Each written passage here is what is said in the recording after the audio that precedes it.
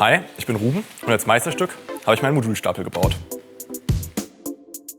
Er hat verschiedenste Besonderheiten, unter anderem hier oben die Lichtjalousien, die sich drehen lässt.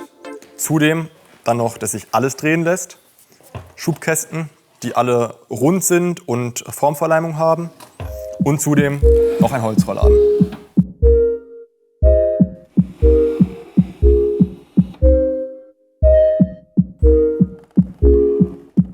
Bis ich an dem Endergebnis angekommen bin, gab es auch ganz viele Versuchsreihen von mir. Das war hier eine der ersten. Ich musste natürlich erstmal die ganzen Lamellen in Bewegung bringen. Und da hatte ich das Glück, dass wir bei uns in der Meisterschule einen 3D-Drucker hatten. Und da konnte ich dann die ganzen Zubehörteile mir selbst erstellen. Genau, das war der erste Prototyp mit einem Zahnriemen. Das ist ein Kunstgeweberiemen, welcher ganz viele einzelne Zähne hat, die dann in so ein Rad reingreifen. Und die synchronisieren dann auch hier meine ganzen Lamellen. In dem Fall hatte ich jetzt hier noch so Umlenkrollen, dass am Ende ich genügend Anlagefläche habe des Riemens. Bloß hat sich dann herausgestellt, als wir die Projektwoche hatten in der Meisterschule, dass im Gesamtkontext, wenn man ein ganzes Oval hat, nicht funktioniert.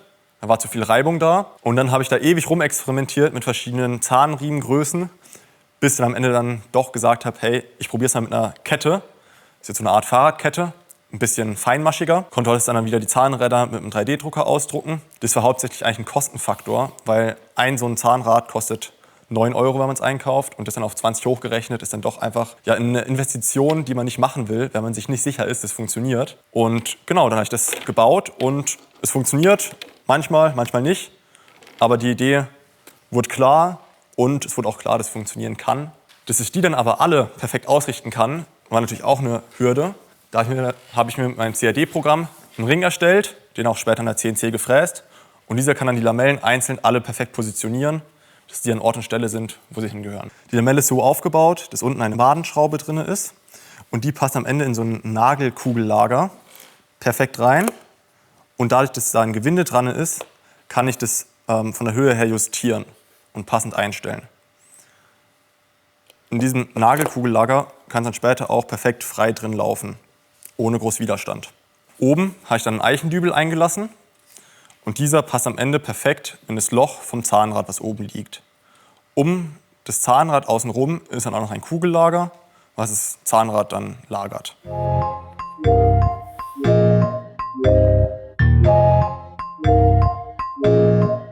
Hinter diesen Plexiglas-Scheiben liegen LEDs.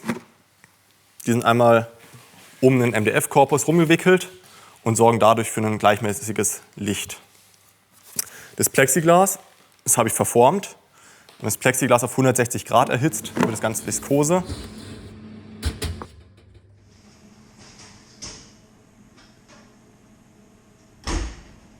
Und kann dann um eine Schablone rumgeformt werden und hält dann im kalten Zustand die Form bei.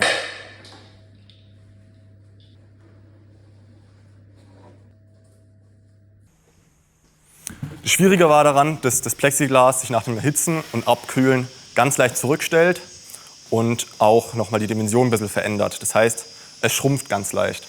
Und dass man da dann schon beim Biegen gleich alles richtig macht, dass es am Ende auch in der Form bleibt, wo man will, war eine große Schwierigkeit. Genauso wie die Fuge in der Mitte. Es ist ja nicht möglich, dass ich ein ganzes Stück aus einer Platte mache. Deswegen habe ich es in der Mitte verklebt. Das habe ich mit Sekundenkleber verklebt. Ist in dem Fall sogar der richtige Kleber, um Plexiglas zu verkleben. Und dass hier die Fuge sauber ist und am Ende trotzdem noch alles in einer Ebene bleibt, war eine große Schwierigkeit.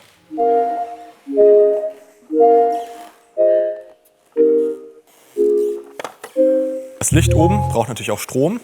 Das wird über meine Edelstahlstange nach unten geleitet. Und unten dann zu meinem Netzteil, welches dann später zur Steckdose weitergeht. Das ist die Elektronik von meinem Meisterstück. Da läuft hier das Stromkabel rein.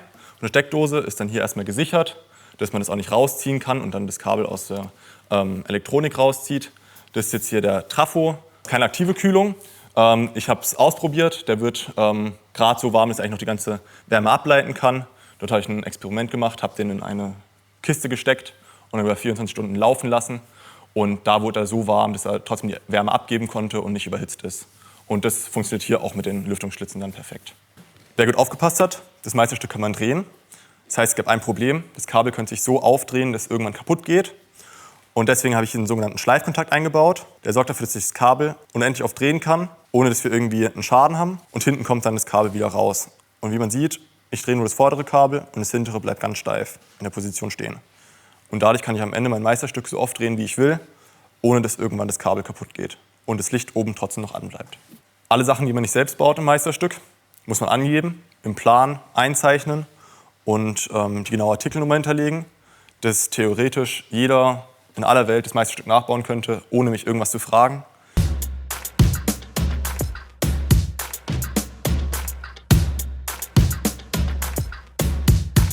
Ja, jetzt habe ich mir in den Kopf gesetzt, dass ich dann alles oval machen wollte. Und das bringt natürlich ziemlich viele Schwierigkeiten mit sich, weil eckig kann jeder, aber rund ist nochmal ein bisschen schwieriger, da man nicht mehr die Anlageflächen hat, die man sonst beim eckigen Möbelstück hat. Das ist ein Reststück von der Formverleimung hier. Das besteht aus Biegesperrholz. Das sind 3 Schichten Biegesperrholz. Und die haben in der Mitte jeweils ein Furnier und dann noch 2 stärkere Furniere. Und die 2 stärkeren Furniere, das ist aus einem sehr grobporigen Holz. Und das Holz kann sich ganz gut zusammenstauchen lassen. Und dadurch kann man verschiedene Radien ermöglichen innerhalb von einer Platte. Und wenn man dann 3 Stücke zusammen verleimt und der Leim aushärtet, bleibt dann das Holz in der Position. Der Schreiner lässt natürlich nie irgendwie sein Plattenmaterial durchscheinen bei seinem Möbel. Das heißt, kommt überall auch noch eine Massivholzkante drauf.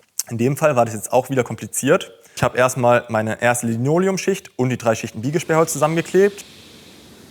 Hier habe ich jetzt im ersten Schritt dann das Linoleum mit den 3 weiteren Biegesperrholzschichten zusammen verleimt. Habe dort mit einer Walze und mit einem Spachtel den Kleber aufgegeben.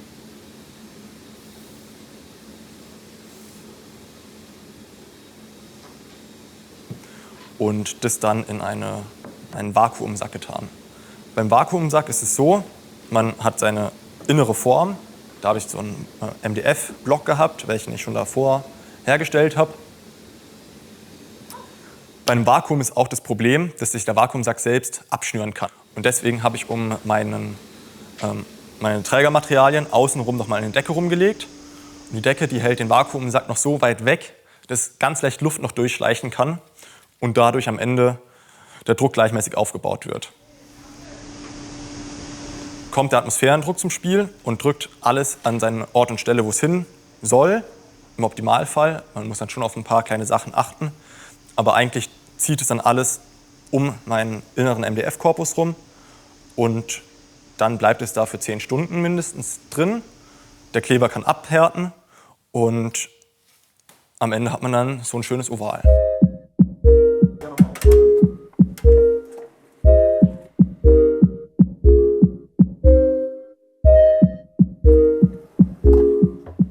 Fehlen tut jetzt noch der Schubkasten. Der Schubkasten liegt im Inneren vom Korpus. Und wenn man den rausnimmt, sieht man auch schon, der ist auf beiden Seiten noch so rund. Das hintere habe ich rund, weil ich hier hinten noch mal eine Drehachse habe von meinem Korken. Und um der auszuweichen, muss es hinten auch noch oval sein. Was Besonderes ist, was jeder Schreiner machen sollte oder machen muss beim Meisterstück, ist eine klassische Schwalbenschwanzzinkung. Bei dem Fall war es jetzt natürlich schwierig, weil ich ja ein rundes Stück Anecken habe. Jetzt kann man es auseinandernehmen. Hier sind auf der einen Seite die Zinken und auf der anderen Seite die Schwalben. Die habe ich in dem Fall jetzt gefräst. Und die passen dann perfekt zusammen und sind formschlüssig. Die wurden damals gemacht bei alten Möbeln, weil man noch keine guten Leime hatte. Und die sind so aufgebaut, dass wenn ich jetzt vorne an meinem Schubkasten ziehen würde, dann könnte mein Schubkasten nicht auseinanderfallen, weil durch diese keilförmige Form hier werden meine Vorder- und Hinterstücke perfekt festgehalten. Wie ihr seht, ich habe ein rundes Vorder- und Hinterstück. Die sind aus 4 Stücken Holz zusammen verleimt. Und das habe ich alles in so einer Formschablone hier gemacht.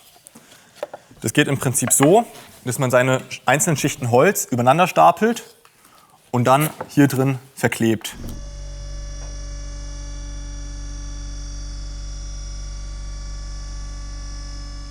Was man hier auch noch sieht, die ist hier schon ziemlich benutzt, die Schablone.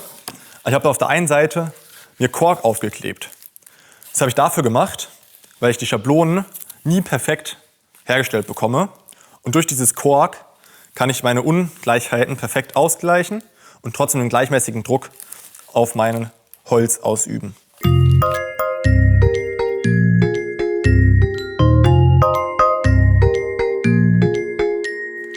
Nach vielem Rumexperimentieren habe ich festgestellt, dass ich bei den Auszügen, die ich benutze, vorne ein Stück abflexen kann und es trotzdem noch funktioniert. Und so konnte ich dann meinen Auszug um knapp 2 cm kürzen und dadurch dann am Ende das hinbekommen, dass der Auszug reinpasst. Warum braucht ihr jetzt so einen kurzen Auszug? Hinten ist meine Führungsstange im Weg und die muss ich umgehen. Und deswegen habe ich auch mein Schubladen-Vorder- und Hinterstück beide oval, weil hinten dann das Schubkasten-Hinterstück genau hier oval außen rum läuft. Hier in der Mitte sieht man noch eine sogenannte Synchrostange, die synchronisiert den linken und den rechten Auszug zusammen. Wenn ich jetzt auf den linken Auszug drauf drücke, dann aktiviert sich bei beiden Seiten das sogenannte Tip-On. Und beide Auszüge laufen gleichzeitig mit raus. Die Stange ist an der Position, weil man dadurch dieses schöne versetzte Muster hat, wenn das Möbel ausgeklappt ist. Ich habe da viel rumexperimentiert, mir überlegt, habe ich versetzte Lager, die ich überall einschraube. Bloß bin ich dann ganz schnell drauf gekommen, ich habe das Problem mit dem Strom und deswegen ein Rohr, wo dann der Strom durchläuft nach oben und das oberste Modul mit Licht versorgt. Am Ende die Verbindung von Schubladen zu meinen Auszügen sind hier diese Kupplungen, die rasten am Ende im Auszug ein. Bei dem war jetzt auch wieder das Problem, ich habe ein ovales Vorderstück, die wieder eingeschliffen, das passt. Es war natürlich auch nochmal wieder davor, rumexperimentieren, welche Auszugsart kann ich dafür verwenden, welcher Hersteller bietet es an, dass man da ein bisschen rumfuschen kann. Und am Ende rasten die im Auszug ein.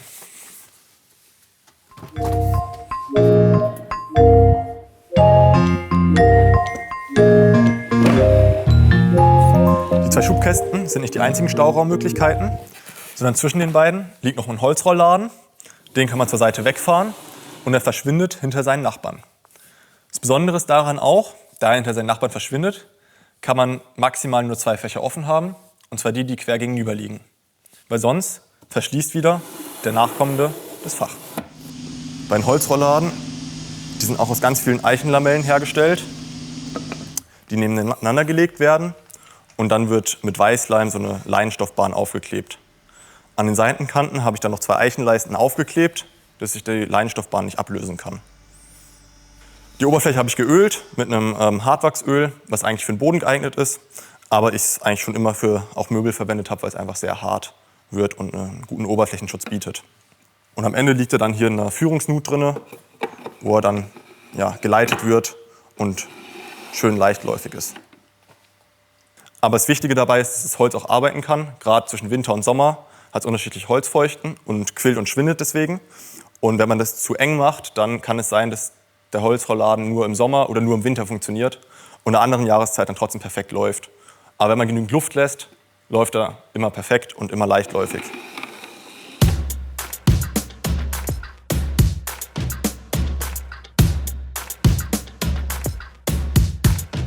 Danke fürs Zuschauen und falls ihr noch Fragen habt, gerne in die Kommentare schreiben oder einfach gleich selbst Schreiner werden und dann so ein schönes Möbelstück bauen können.